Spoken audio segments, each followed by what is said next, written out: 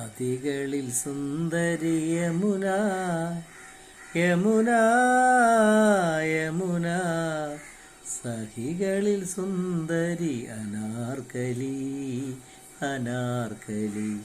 അനാർക്കലിയെ സ്നേഹിച്ച ചക്രവർത്തിയെക്കുറിച്ച് നമുക്കറിയാം. അതുകൊണ്ട് ഈ പ്രണയം നുണയുന്ന ആ ഓരോരോ കാലഘട്ടത്തെക്കുറിച്ച് ഞാനിങ്ങനെ ആലോചിച്ചു പോവുകയാണ്. പ്രണയിക്കുന്നവർ എത്രയോ പേര് ചിലപ്പം തെറ്റിപ്പിരിഞ്ഞു പോകുന്നു. നമ്മുടെ മലയാള സിനിമയുടെ ചരിത്രം പരിശോധിക്കുമ്പോൾ നമുക്കറിയാം, പ്രണയിച്ച് കെട്ടിയവർ അത്രയും വേർപെട്ടു പോയവരുണ്ട്, എന്നാൽ ഇപ്പോഴും പ്രണയിച്ച് ജീവിക്കുന്നവരുണ്ട്. അപ്പോൾ അങ്ങനെ ആ പ്രണയത്തിൻ്റെ ആ ഒരു ആസ്വാദനം ജീവിതത്തിൽ കൊണ്ടു നടക്കുന്ന എത്രയോ പേര് നമ്മൾ കാണുന്നുണ്ട്. ജാതകവശാൽ ലഗ്നാൽ ശുക്രൻ നിൽക്കുക, അല്ലെങ്കിൽ ചന്ദ്രാൽ ശുക്രൻ നിൽക്കുക, ചന്ദ്രാൽ ശുക്രൻ 7 നിൽക്കുക, ലഗ്നാൽ 7 ശുക്രൻ നിൽക്കുക, ശുക്രനും ചൊവ്വയും തമ്മിൽ ജാതകവശാൽ നിൽക്കുക എന്ന് പറയുമ്പോൾ ഇവർക്ക് പ്രണയം സാധ്യതയുണ്ടെന്ന് പറയാം. എന്നാൽ ജ്യോതിഷത്തിൽ വേറൊരു വിധിമതമുണ്ട്. ഇദ്ദേഹം കല്യാണം കഴിച്ചാലും വേറെ ഒരാളെയും കൂടി പ്രണയിക്കാൻ സാധ്യതയുണ്ടെന്നുള്ളത് കൊണ്ട് ഇങ്ങനെയുള്ള ജാതകങ്ങൾ തമ്മിൽ ചേരുമ്പോൾ ആ പെൺകുട്ടിക്ക് ലഗ്നാൽ ശുക്രനുണ്ടോ, ചന്ദ്രാൽ ശുക്രനുണ്ടോ, പുരുഷന് ലഗ്നാൽ ശുക്രനുണ്ടോ എന്നൊക്കെ നോക്കിയിട്ടാണ് നമ്മൾ പൊരുത്തം നിശ്ചയിക്കുന്നത്. പിന്നെ 10ൽ 10 പൊരുത്തം എന്നൊക്കെ പറഞ്ഞ് ജ്യോതിഷ വിദഗ്ധന്മാർ എഴുതി കൊടുക്കാറുണ്ട്. 10ൽ 10 പൊരുത്തമൊന്നും കിട്ടാൻ സാധ്യതയില്ല. എന്നാൽ 10ൽ 9 പൊരുത്തം ഉണ്ടെന്ന് വെച്ചോ, ഈ 9 പൊരുത്തമുള്ളവർ വളരെ സന്തോഷത്തോടെ കല്യാണം കഴിഞ്ഞിട്ട് വേർപിരിഞ്ഞു പോകുന്നവരുണ്ട്. അപ്പോൾ നമ്മൾ അവിടെ എന്താ പൊരുത്തമാണെന്ന് നിശ്ചയിക്കുന്നത്? അപ്പോൾ അത് പൊരുത്തത്തിൻ്റെ അല്ല, ജാതകവശാലുണ്ടാകാവുന്ന ദോഷവശങ്ങളും മുജ്ജന്മ കർമ്മദോഷങ്ങളുമാണ് അവരെ ബാധിക്കുന്നത്. അല്ലാതെ ജ്യോതിഷം കുറിച്ച് പോയി 10ൽ 9 പൊരുത്തമുള്ളതുകൊണ്ട് പേർ പിരിഞ്ഞു പോയെന്ന് പറയുന്ന കഥയില്ല. ഈ കല്യാണം കഴിക്കുന്ന ഒരു സമയമുണ്ട്, ഒരു ശുഭ സമയം, ഒരു ശുഭമുഹൂർത്തം. ആ ശുഭമുഹൂർത്തം എടുക്കുമ്പോൾ ഒരു കുട്ടി ജനിക്കുന്നത് പോലെ, ഒരു കുട്ടിയുടെ ജനന സമയത്ത് ഒരു ഗ്രഹനില കുറിക്കുന്നത് പോലെയായിരിക്കണം വിവാഹത്തിന് മുഹൂർത്തം കുറിക്കേണ്ടത്.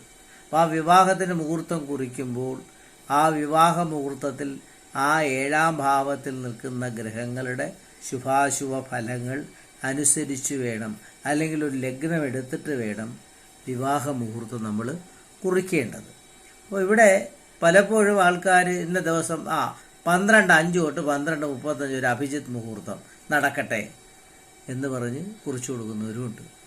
എന്തൊക്കെയായാലും ശരി, ജാതകവശാലുള്ള പ്രശ്നങ്ങളെല്ലാം പരിഹരിച്ച് അവയ്ക്ക് വേണ്ടുന്ന വരും വരായികകളെല്ലാം പറഞ്ഞ് മനസ്സിലാക്കിയിട്ട് വേണം ഒരാൾക്ക് കൃത്യമായിട്ട് വിവാഹ നിശ്ചയം അല്ലെങ്കിൽ വിവാഹ മുഹൂർത്തം കുറിക്കേണ്ടതുള്ളതാണ് ചൊല്ല്.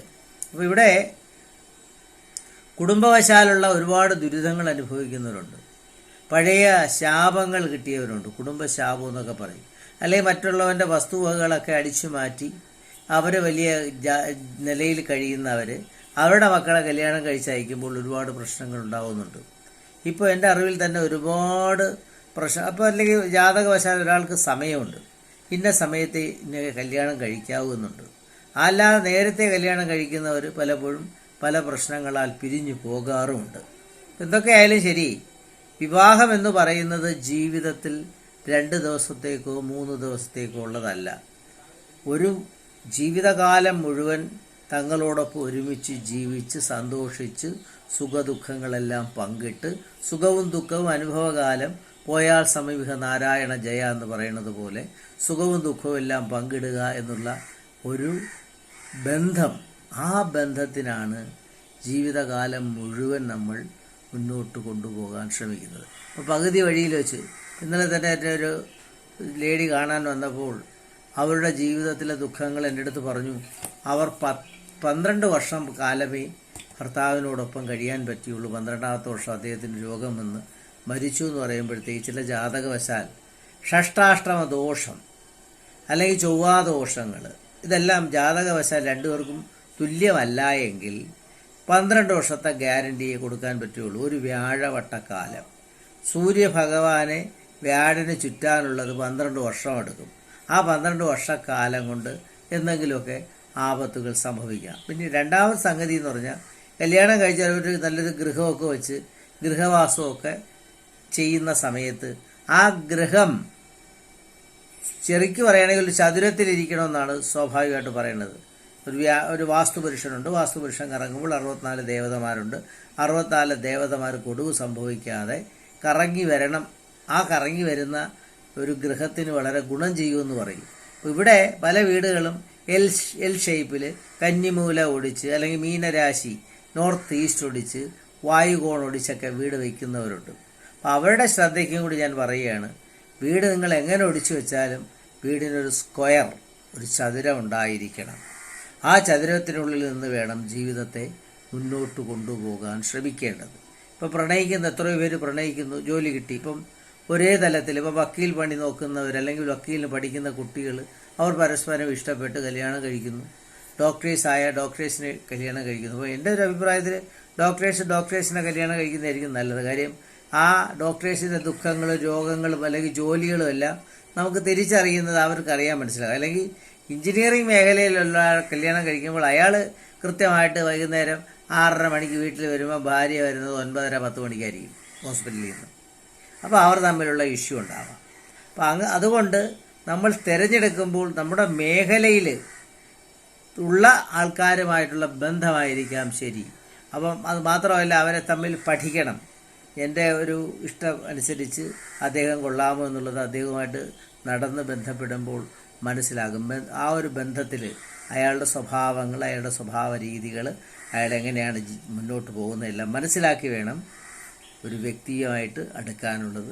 അപ്പോൾ അങ്ങനെയുള്ള വ്യക്തികളെ അല്ലെങ്കിൽ അങ്ങനെയുള്ള ലേഡികളെ കണ്ടെത്തുമ്പോൾ നമ്മൾ ആ ജീവിതത്തിൽ എപ്പോഴും മുന്നോട്ട് കൊണ്ടുപോകേണ്ട ഒരു കാര്യം സമാധാനമായ ഒരു അന്തരീക്ഷം, ജീവിതത്തിലൊരു ഐക്യം, പരസ്പര വിശ്വാസം, ഇതൊക്കെ ഉണ്ടെങ്കിൽ മാത്രമേ പ്രണയത്തിന് നിലനിൽപ്പുണ്ടാവുകയുള്ളൂ.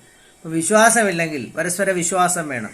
അല്ലെങ്കിൽ ഒരാൾ ഫോണിൽ ഇങ്ങനെ സംസാരിച്ചുകൊണ്ടിരിക്കുമ്പം തെറ്റിദ്ധാരണ വരും, എൻ്റെ ആൾ അദ്ദേഹം വേറെ ആരോ ആയിട്ടെന്തോ സംസാരിച്ചുകൊണ്ടിരിക്കുകയാണ്, അല്ലെങ്കിൽ അവൾ വേറെ ആരോട്ടോ സംസാരിച്ചുകൊണ്ടിരിക്കുന്നു, ചാറ്റ് ചെയ്യുന്നു. ഇങ്ങനെയൊക്കെയുള്ള ഒരു വിശ്വാസമില്ലായ്മ ജീവിതത്തിൽ എപ്പോഴുണ്ടാകുമോ അപ്പോൾ അവിടെ തകർച്ച സംഭവിക്കാൻ സാധ്യതയുള്ളതുകൊണ്ട് പ്രണയിക്കുന്നവർ ഒരു കാര്യം ശ്രദ്ധിക്കുക, തങ്ങളും അടുപ്പമുള്ള ഐക്യം വേണ്ട ഒരു കാലഘട്ടം, ജീവിതത്തിൽ സമാധാനം വേണം, പരസ്പര വിശ്വാസം വേണം. അപ്പോൾ പരസ്പര പൂരകങ്ങളായിട്ടുള്ള ഒരു ജീവിതത്തെ വേണം നമ്മൾ മുന്നോട്ട് കൊണ്ടുപോകേണ്ടത്.